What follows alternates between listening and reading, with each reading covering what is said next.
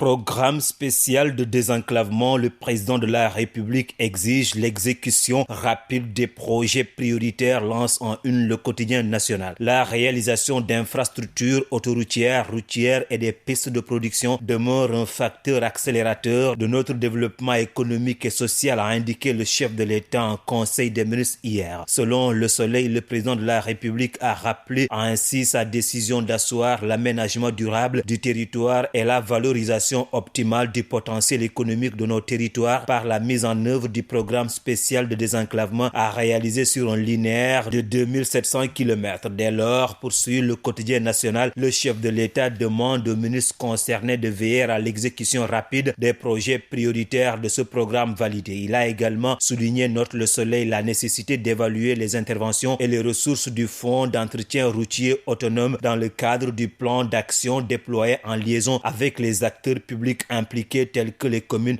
La Giroute et Promoville. Et puis 4 personnes mortes dans un feu de brousse à Podor, fait savoir Source A. En effet, écrit le journal, il n'est pas exagéré de croire que le dieu grec du feu crèche dans nos murs. La preuve, ajoute le journal, au moment où un feu de brousse décimait 4 personnes, dont une femme et ses 2 enfants dans le village de Lumbel, département de Podor, le Djolof recevait sa dose de malheur. Car à Mélar, situé dans la commune de Tchamen Pass, informe encore Source A, un incendie provoqué par un court-circuit a failli ôter la vie à un enfant d'1 an sévèrement brûlé et qui était coincé dans les flammes. Le pire a été évité de justesse, se réjouit le journal. Réumi Quotidien, pour sa part, évoque 5 morts et des bêtes consumées dans le feu de brousse à Podor. L'apocalypse, s'exclame le quotidien qui parle de conséquences dramatiques de l'incendie. Hier, les populations du village de Djiri, situé dans les communes de Doumgalao et d'Odel, se sont réveillés avec des visages tristes, relate le journal. Après le passage du feu de brousse, renchérit le quotidien, il ne subsiste que des restes de bétail calciné, des cases et maisons en banco avalées par les flammes et un couvert végétal noirci. Stoïques, elles ont enterré leurs morts hier, dont une femme et son bébé, regrette enfin Dembagnan du journal du groupe Avenir Communication. Son collègue biétiste du même journal parle de catastrophe au moment où le microcosme politicien de Dakar se déclare prêt à mettre le pays à feu et à sang pour des questions de poste de député. Des populations du nord du pays, dans le département de Podor, sont entrées dans l'antichambre de l'enfer, se désolent sucré-salé dans sa tasse au quotidien. Plusieurs hectares de terre ravagés par les flammes, plusieurs dizaines de têtes de bétail perdues, sans compter la douzaine de vies humaines emportées, décrit mon confrère, le tout dans un silence indifférent de la classe politique, commente sucré-salé. Alors, question, quel choc faudrait-il pour réveiller ce pays? S'interroge enfin mon confrère biétiste du journal Le Quotidien.